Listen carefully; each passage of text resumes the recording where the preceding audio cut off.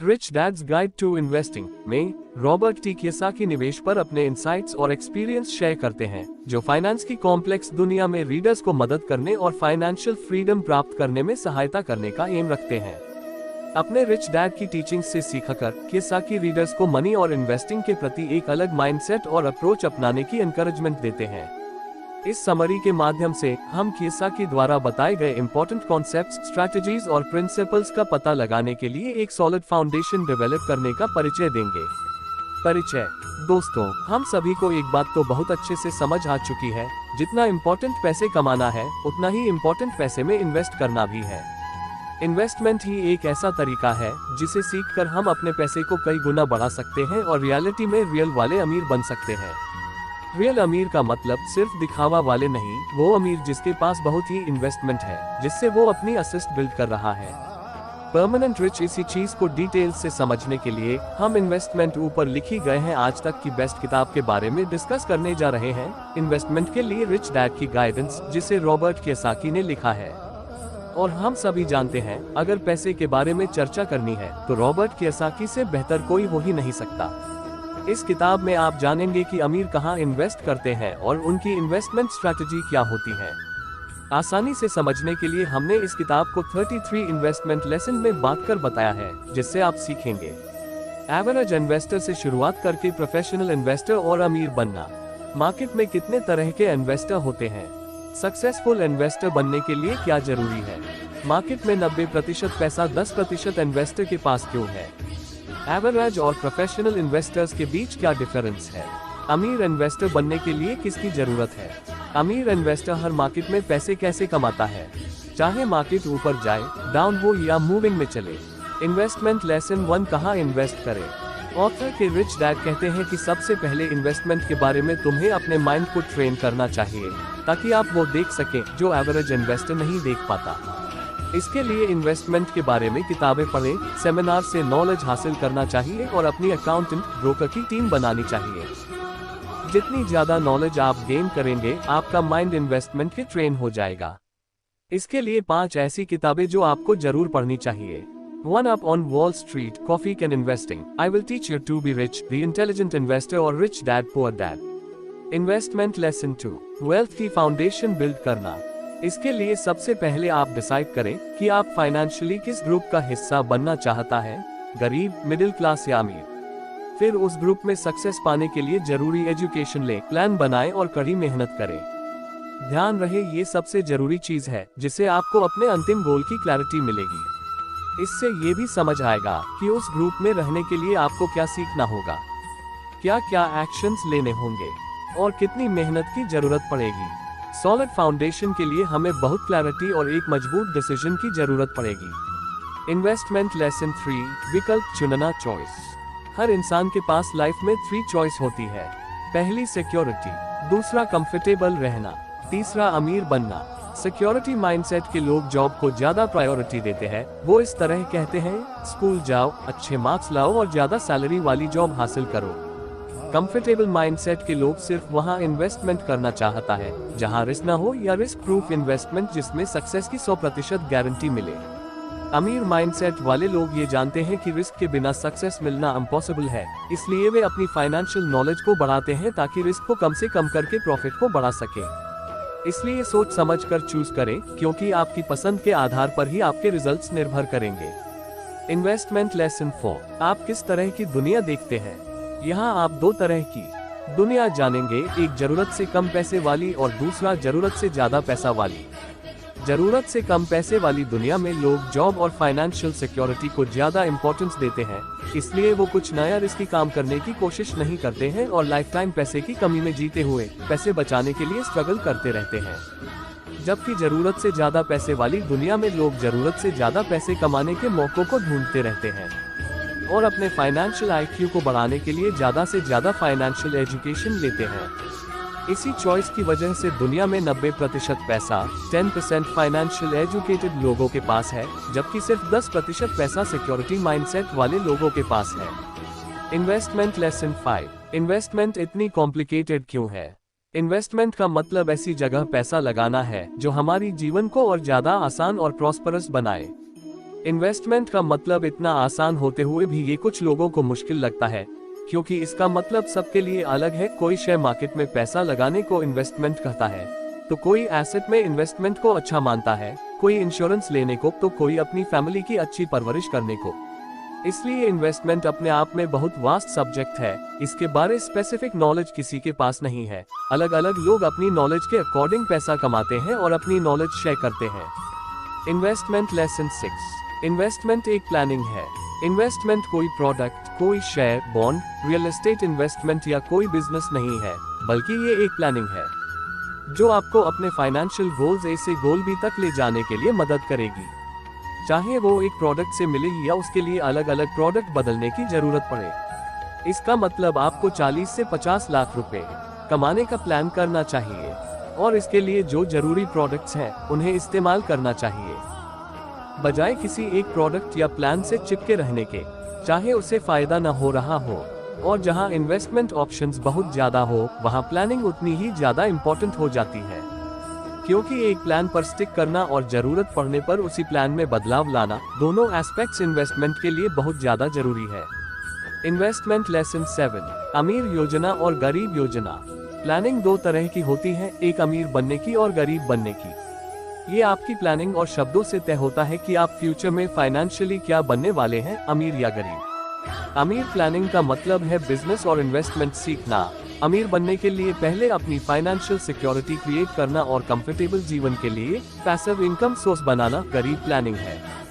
Job करना, retirement के लिए पैसा बचाना, कुछ पैसे शेयर मार्केट में इन्वेस्ट कर देना और अपनी फाइनेंशियल वोकैबुलरी बढ़ाने पर ध्यान न देना। अब हमें फैसला करना है हम किस तरह की प्लानिंग करना चाहते हैं। Investment lesson 8। सही प्लान कैसे चुनें। 3 तरीकों को अपनाकर आप अपने लिए सही प्लान बना सकते हैं। अपने आप से पूछें कि आप कितना पैसा कमाना चाहते हैं। प्रोफेशनल इन्वेस्टर्स से मिलें ताकि वो अपनी नॉलेज के अकॉर्डिंग आपके लिए अच्छी प्लानिंग बना सके और आपको गाइड कर सके। रिच वोकैबुलरी, जैसे इन्वेस्टमेंट और बिजनेस के बारे में अमीर इंसान की तरह सोचें। Investment lesson 9। डिसाइड करें कि आप क्या बनना चाहते हैं। जैसे कि मैंने पहले चर्चा की थी, आप फाइनेंशियली इनमें से क्या बनते हैं, ये सब आपकी प्लानिंग के अकॉर्डिंग होता है। पहला फाइनेंशियली सिक्योर, दूसरा कंफर्टेबल, तीसरा अमीर। अगर आप अमीर बनना चाहते हैं तो आपको वे तीनों प्लान बनाने चाहिए। 1। सबसे पहले फाइनेंशियली सिक्योर रहने की प्लानिंग बनाएं ताकि आपको और आपकी फैमिली को फाइनेंशियल सपोर्ट मिले। आप इसके लिए इंश्योरेंस करवा सकते हैं। 2। कंफर्टेबल जीवन के लिए आपको ऐसा कोई पैसिव इनकम सोर्स बनाना चाहिए जहां से होने वाली इनकम आपके पर्सनल खर्चों से ज्यादा हो, ताकि आप पैसों के लिए काम करने की रैट रेस से बाहर आ सके और आपको अमीर बनने का टाइम मिले। 3। अमीर बनने के लिए पहले इन्वेस्टमेंट के बारे में सीखिए। Investment lesson 10। इन्वेस्टमेंट रिस्क भरा नहीं है। आमतौर पर लोग इन्वेस्टमेंट को 3 रीजन से रिस्क मानते हैं। उन्हें इन्वेस्टमेंट के बारे में जरूरी ट्रेनिंग नहीं मिलती, जिस वजह से कई बार वो अपने इन्वेस्टमेंट में नुकसान उठाते हैं। इन्वेस्टमेंट पर कंट्रोल नहीं होता। जिस कंपनी के शेयर या एसेट में वो इन्वेस्ट करते हैं, कम नॉलेज के कारण वो इन्वेस्टमेंट में होने वाले नुकसान को मिनिमाइज नहीं कर पाते। ज्यादातर लोग अंदर से इन्वेस्टमेंट नहीं करते। शेयर मार्केट में अंदर से इन्वेस्टमेंट का मतलब किसी कंपनी के बारे में खुद नॉलेज लेना और ठीक से इन्वेस्ट करना है। Investment lesson 11। इन्वेस्टमेंट के साथ जीवन में अपना रिस्क कम करें। जब हम जॉब करते हैं या कोई बिजनेस करते हैं तो हमारा परिवार पूरी तरह से हम पर डिपेंड होता है, और ये उनके लिए एक बहुत बड़ा रिस्क है, क्योंकि जीवन बहुत ज्यादा अनसर्टेन है। इस रिस्क को कम करने के लिए हमारे पर सबसे सुरक्षित और सबसे अच्छा ऑप्शन है term insurance. Investment lesson 12। Investment के बेसिक रूल्स। 1। बेसिकली इनकम कमाने के 3 तरीके होते हैं, एक्टिव इनकम, पोर्टफोलियो इनकम और पैसिव इनकम। अमीर बनने के लिए आपको ज्यादा मेहनत पैसिव और पोर्टफोलियो इनकम के लिए करनी चाहिए। 2। अपनी एक्टिव इनकम को ऐसे शेयर, बिजनेस बनाने या रियल एस्टेट खरीदने में इन्वेस्ट करें जो आपके बिना काम करके पोर्टफोलियो और पैसिव इनकम कमा कर दे। 3। इन्वेस्ट करते समय हमेशा इंश्योर करें कि आपका प्रिंसिपल अमाउंट सेफ रहे। 4। एसेट और लायबिलिटी को समझें। एसेट का मतलब वह खर्च जो आपकी जेब में पैसा लाए और लायबिलिटी का मतलब जो आपकी जेब से पैसे निकाले। 5। प्रोफेशनल इन्वेस्टर अपने इन्वेस्टमेंट के रिस्क और रिवॉर्ड फैक्टर को एनालाइज करके रिस्क को कम करके और प्रॉफिट बढ़ाते हैं। Investment lesson 13। फाइनेंशियल एजुकेशन बढ़ाएं। फाइनेंशियल एजुकेशन बढ़ाने के लिए किसी कंपनी की फाइनेंशियल स्टेटमेंट्स पढ़ें, जैसे इनकम स्टेटमेंट, एक्सपेंस स्टेटमेंट्स और एसेट मेकिंग, ताकि किसी कंपनी में इन्वेस्ट करने से पहले उसकी सेल्स और मैनेजमेंट के बारे में पता चल सके। इसके अलावा अपने फाइनेंस को मैनेज करें। ऐसा करने से आपको प्रैक्टिकल नॉलेज मिलेगी। जितना ज्यादा आप नॉलेज बढ़ाएंगे उतना ज्यादा आपको मदद मिलेगी। इसलिए ये बात इस किताब में बार बार बताई गई है। इन्वेस्टमेंट लेसन 14, फाइनेंशियल नॉलेज को आसान बनाइए। जब कोई इन्वेस्टर फाइनेंशियल स्टेटमेंट्स पढ़ने लगता है तो एसेट और लायबिलिटी का अंदाजा लगाना आसान हो जाता है। फाइनेंशियल एजुकेशन के लिए ये 2 बातें याद रखें। पहला, कैश फ्लो आपके पास कैश ला रहा है। अपने एसेट को कैश फ्लो देने वाला बनाएं। एग्जाम्पल के लिए आप घर के रेंट की पेमेंट करते हैं। ऐसे में आपके दिए हुए पैसे के बदले कोई फाइनेंशियल रिटर्न नहीं मिलता तो ये लायबिलिटी हुई। दूसरी ओर आप एक अपार्टमेंट खरीद कर उसे किराए पर चढ़ा देते हैं। मान ले उसकी मंथली मैनेजमेंट कॉस्ट 2000 रुपये है और मंथली रेंट 10,000 रुपये आ रहा है, तो इससे होने वाली 8,000 रुपये की एक्स्ट्रा इनकम आपके लिए कैश फ्लो बनेगी। हो सकता है अभी इसको लेने के लिए आपको लोन लेना पड़े, लेकिन जब लोन खत्म होगा तो ये हेल्प होगी। या फिर बिना लोन के घर खरीदने के बारे में सोचें। इन्वेस्टमेंट लेसन 15, गलतियों का मैजिक। मिस्टेक सक्सेस का एक हिस्सा है। जो गलती से बचे रहने की कोशिश करते हैं वह इन्वेस्टमेंट और बिजनेस के बारे में जरूरी लेसन्स नहीं सीख पाते और लाइफ टाइम स्ट्रगल करते हैं। गलती ना करना ऑथर के पुअर डैड की तरह है, जो ऑथर से अक्सर पैसे को लेकर ऐसी बात कहते थे कि मैं कोई फाइनेंशियल रिस्क नहीं लूंगा क्योंकि मैं पैसा नहीं खोना चाहता। इसी तरह बेसिक इन्वेस्टमेंट और मैनेजमेंट की एजुकेशन नहीं लेना, सिर्फ प्रॉफिट पर ध्यान देना भी फेलियर की तरफ ले जा सकता है। दूसरी तरफ ऑथर के रिच डैड फाइनेंस, इन्वेस्टमेंट, अमीर लोगों की वोकैब्युलरी सीखते हैं और अननोन फील्ड्स को ट्राई करते रहते थे। छोटी छोटी गलतियां करने से नहीं डरते थे, उनसे सीखते और अगली बार बेहतर परफॉर्म करते थे। इन्वेस्टमेंट लेसन 16, अमीर बनने की कीमत। अगर कोई इंसान सोचता है कि पैसा कमाना मुश्किल है तो उसके लिए ये झूठ भी सच है। दूसरी तरफ कोई सोचता है दुनिया में बहुत सारा पैसा मौजूद है और मुझे अपनी फाइनेंशियल एजुकेशन बढ़ाने की जरूरत है ताकि मैं मनचाही इनकम कमा सकूं, ये बात भी उसके लिए सच है। क्योंकि जैसा आप इस दुनिया को मानते हैं दुनिया वैसी ही है। ऐसा माइंडसेट डेवलप करने के लिए हम्बल बने, लोगों की सेवा की भावना से काम करें और ज्यादा लोगों को सर्व करें और ज्यादा लोगों की प्रॉब्लम्स को सॉल्व करें। ऐसा करने से बदले में आपको अच्छी पेमेंट मिलेगी और आपके लिए अमीर बनना आसान और तेज हो जाएगा। जितनी जल्दी हो सके 3 E's को हासिल करें। पहला ए एजुकेशन, दूसरा है ए एक्सपीरियंस और तीसरा ए एक्सेस मनी फॉर इन्वेस्टमेंट। इसके अलावा मनी मैनेजमेंट, कैश फ्लो और इन्वेस्टमेंट के बारे में लगातार सीखते रहें। Investment lesson 17, 9010 puzzle. यहाँ ऑथर उन 10% इन्वेस्टर्स के बीच में डिफरेंस बताते हैं जिनके पास 90% पैसा है और बाकी 90% जो सिर्फ 10% पैसे कमाते हैं। जो 10% इन्वेस्टर 90% पैसा कमाते हैं वह ज्यादा एसेट बनाने पर ध्यान देते हैं। वे अपने 3 E's को बढ़ाते हैं ताकि अपना बिजनेस या एसेट बना सके। एग्जाम्पल के लिए एक कंपनी बनाना, उसका IPO इशू करना और मार्केट में उसके शेयर बेचना। साथ ही साथ ये 90% पैसे के मालिक 10% दूसरी कंपनी के शेयर एसेट में इन्वेस्ट तो करते हैं, लेकिन पहले खुद की कंपनी या एसेट जरूर बनाते हैं। जबकि 10% पैसे कमाने वाले 90% इन्वेस्टर अपना ज्यादातर पैसा दूसरे की कंपनी में इन्वेस्ट करते हैं। ये बुरी इन्वेस्टमेंट नहीं है, लेकिन इस तरह के एसेट्स में आपका कोई कंट्रोल नहीं होता, इसलिए आपके प्रॉफिट और लॉस उस कंपनी के मैनेजमेंट और मार्केट पर डिपेंड करते हैं। इसके अलावा ये लोग blue chip fund, top 500 company और निफ्टी 50 कंपनी में इन्वेस्ट करते हैं, लेकिन पैसा, कैश फ्लो, बिजनेस और इन्वेस्टमेंट के बारे में अपने नॉलेज को नहीं बढ़ाते हैं। इन्वेस्टमेंट लेसन 18, 90/10 पजल को सॉल्व करना। अगर आप 90/10 पजल को सॉल्व कर रहे हैं तो आप एंड में खुद का बिजनेस बनाने के जवाब तक पहुंच गए हैं। अगर आपका जवाब हाँ है तो यह आपके लिए एक बहुत ही इम्पोर्टेंट डायरेक्शन है। अगर आप बिजनेस करने की सोचते हैं तो पहले अपनी जीवन की प्रॉब्लम्स को ऑब्जर्व करें, दूसरे लोगों की प्रॉब्लम्स को देखें और उन्हें सॉल्व करने की सोचें। प्रॉब्लम्स को सॉल्व करके सोसाइटी को अगले लेवल तक ले जाने, उनकी जीवन में वैल्यू ऐड करने के बारे में सोचें।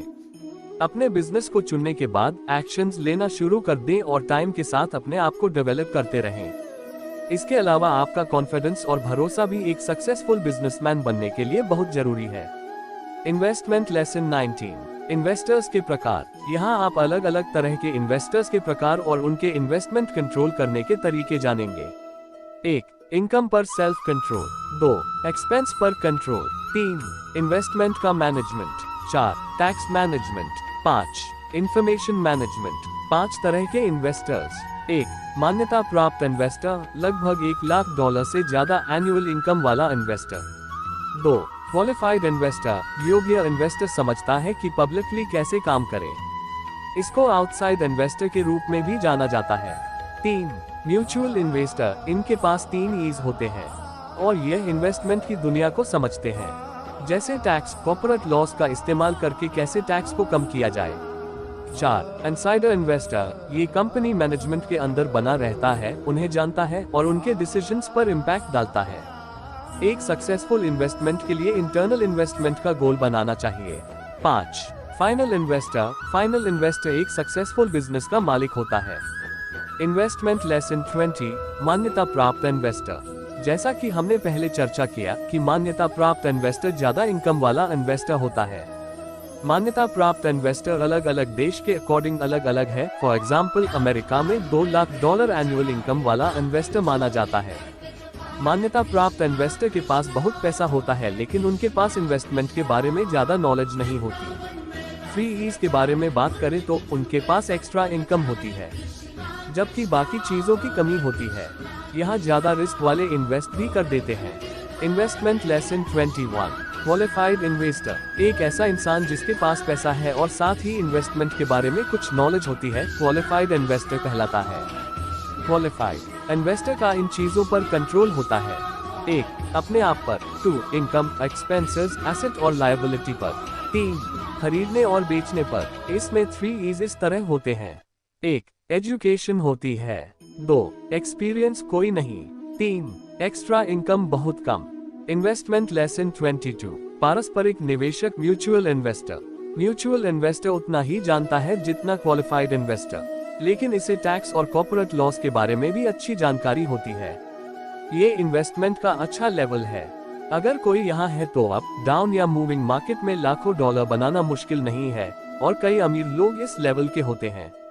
इन्वेस्टमेंट लेसन 23, अंदरूनी निवेशक, इनसाइडर इन्वेस्टर इन्वेस्टमेंट के अंदर होते हैं और इन्वेस्टमेंट या कंपनी के मैनेजमेंट और डिसीजंस कंट्रोल करते हैं। एग्जाम्पल के लिए, इनके अपने बिजनेस के रूप में मालिक के रूप में कंट्रोल होता है या दूसरी कंपनी के सबसे बड़े शेयर होल्डर बनकर कंट्रोल करते हैं। ज्यादातर ऐसे इन्वेस्टर इंटरनेशनल होते हैं। इनसाइडर इन्वेस्टर के पास 3 E's भी मौजूद होते हैं। इन्वेस्टमेंट लेसन 24, अंतिम निवेशक, फाइनल इन्वेस्टर। अंतिम इन्वेस्टर वह होता है जो ऐसा एसेट बनाता है जो इतना वैल्यूएबल होता है कि लाखों लोगों तक पहुंच जाती है, जैसा बिल गेट्स का माइक्रोसॉफ्ट सॉफ्टवेयर। ये इन्वेस्टर ऐसी बड़ी कंपनीज को बनाते हैं जिनमें दूसरे इन्वेस्टर इन्वेस्ट करते हैं। फाइनल इन्वेस्टर सभी इन्वेस्टमेंट कंट्रोलर को कंट्रोल करते हैं, साथ ही इनके पास 3 E's होते हैं। इन्वेस्टमेंट लेसन 25, धीरे धीरे अमीर बनने का तरीका। सबसे पहले अपना पैसा बचाकर उसे मंथली कैश फ्लो देने वाले एसेट्स में इन्वेस्ट करें। उसके बाद उस एसेट से होने वाली इनकम से दूसरा एसेट बनाएं ताकि कैश फ्लो बढ़ता रहे और पैसिव इनकम ज्यादा से ज्यादा होती रहे। और इसी तरह आपको तब तक एसेट बनाते रहना चाहिए जब तक अपने तय किए हुए फाइनेंशियल गोल हासिल करके अमीर न बन जाए। जैसे कि एक घर लेना, उसे किराया पर देना, फिर उस किराए के पैसे को इकट्ठा करके दूसरा घर लेना, फिर उससे भी किराया कमाना, और इस प्रक्रिया को तब तक दोहराना जब तक अपने फाइनेंशियल तक नहीं पहुंच पाते। इन्वेस्टमेंट लेसन 26, जॉब करते हुए अमीर बनने का तरीका। इसके लिए इन स्टेप्स को फॉलो करें। 1. पार्ट टाइम एसेट बनाएं। अपनी जॉब के साथ साथ आपको अपने खाली टाइम में अपना पार्ट टाइम बिजनेस शुरू करना चाहिए। 2. जरूरी स्किल्स और लॉस सीखें। पार्ट टाइम में आपको बिजनेसमैन और इन्वेस्टर बनने के लिए जरूरी स्किल्स और लॉस सीखना चाहिए, जैसे communication skills, leadership, team management, tax law, corporate law. यहाँ आप जितनी ज्यादा मेहनत करेंगे उतनी जल्दी आप सफल होंगे। इन्वेस्टमेंट लेसन 27, एंटरप्रेन्योर बनने की बर्निंग डिजायर। अमीर बनने के लिए आपके पास एंटरप्रेन्योर बनने की एक बर्निंग डिजायर होनी चाहिए और इसे इन तरीकों से अपने अंदर डेवलप कर सकते हैं।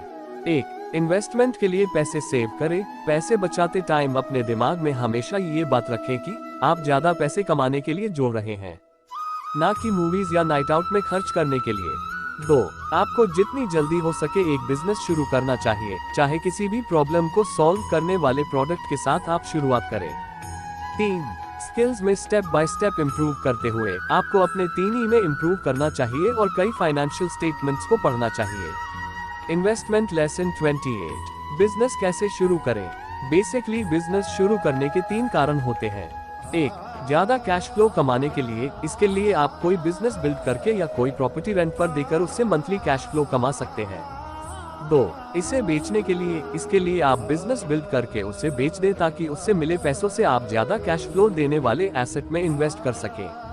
3. बिजनेस बनाएं और इसे पब्लिक करें। इसके लिए आप एक सोशल प्रॉब्लम सॉल्व करने वाली कंपनी बनाएं, उसके लिए IPO इशू करें ताकि जब कोई आपकी कंपनी के शेयर खरीदे तो आपकी इनकम जनरेट हो सके।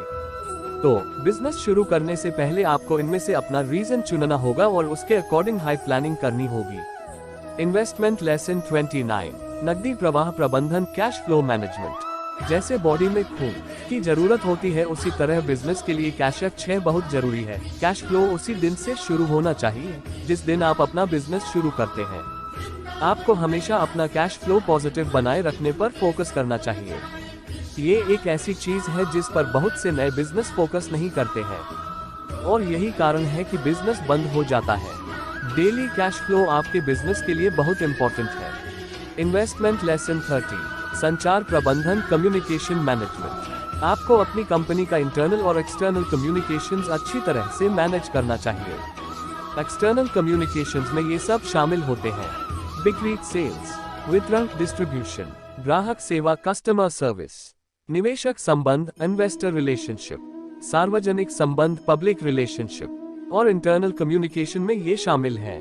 अपनी पूरी टीम के साथ सक्सेस और फेलियर को शेयर करना, एम्प्लॉइज के साथ रेगुलर मीटिंग्स, एडवाइजर्स के साथ regular communication, human resource policies. Investment lesson 31। System management. आपको एक ऑटोमेटिक और हर पर्सन की स्पेसिफिक जिम्मेदारियों को क्लियरली डिफाइन करने वाला सिस्टम बनाना चाहिए। आपके सिस्टम में ये शामिल होना चाहिए: daily office operation systems, product development systems, manufacturing and inventory systems, order processing systems, billing और accounts receivable systems, customer service systems, accounts payable systems, marketing systems, human resource systems, general accounting systems, general corporate systems, physical location management system. Investment lesson 32। कानूनी प्रबंधन। आपको अपने जरूरी legal documents बनाने चाहिए क्योंकि ये डॉक्यूमेंट्स आपको इंटेलेक्चुअल प्रॉपर्टी के लिए स्पेसिफिक सिक्योरिटी और ओनरशिप प्रोवाइड करेंगे। इस तरह की सिक्योरिटी के बिना आप सब कुछ खोने का रिस्क उठा सकते हैं। एक बार जब आप अपने इंटरेस्ट्स को सिक्योर कर लेते हैं तो आप इसे दूसरों को लाइसेंस या फ्रेंचाइजी के रूप में बेच सकते हैं। इससे आपको रॉयल्टी इनकम कमाने का मौका मिलेगा। कुछ फील्ड में आपको अपने लॉ पर्सन से डिस्कशन करके मदद लेनी चाहिए, जैसे corporate, consumer laws, intellectual property law, shareholder law etc। Investment lesson 33। उत्पाद प्रबंधन। कंपनी का प्रोडक्ट जिसे फाइनली बायर खरीदता है BI ट्रायंगल का सबसे आखिरी फैक्टर है। ये सबसे जरूरी हिस्सों में से एक है। इसकी वजह से ही कैश फ्लो आता है और कंपनी चलती है। इसलिए अपने प्रोडक्ट्स को हमेशा कस्टमर ओरिएंटेड बनाते रहें। इसी के साथ BI ट्रायंगल में एक आपका बिजनेस सिस्टम जो प्रोडक्ट को बनाकर कस्टमर तक पहुंचाता है और प्रॉफिट कमाता है उसे ठीक से चलाने की भी जरूरत है। जैसे हो सकता है कि हम में से बहुत से लोग मैकडॉनल्ड्स से अच्छा बर्गर बना लें, लेकिन शायद कुछ लोग ही उससे अच्छा सिस्टम बना पाएंगे। निष्कर्ष। Rich dad's guide to investing Robert T Kiyosaki द्वारा लिखी गई किताब में इन्वेस्टमेंट पर वैल्यूएबल एडवाइस और अप्रोच प्रदान करता है जो आपके फाइनेंशियल फ्यूचर को नया आकार दे सकता है। एसेट्स और लायबिलिटीज, देनदारियों के बीच अंतर को समझकर, फाइनेंशियल विजडम डेवलप करके और स्ट्रैटेजिक अप्रोच अपनाकर आप अपनी फाइनेंशियल डेस्टिनी को कंट्रोल कर सकते हैं। याद रखें, इन्वेस्टमेंट केवल पैसे के बारे में नहीं है। ये सही माइंडसेट डेवलप करने, खुद को लगातार एजुकेट करने और कैलकुलेटेड रिस्क लेने के बारे में है। इस गाइड से प्राप्त नॉलेज से लैस अब आप फाइनेंशियल फ्रीडम की दिशा में अपनी जर्नी शुरू करने के लिए तैयार हैं। समझदारी से इन्वेस्टमेंट शुरू करें और अपने धन को अपने काम आने दें। आपको कामयाबी मिले।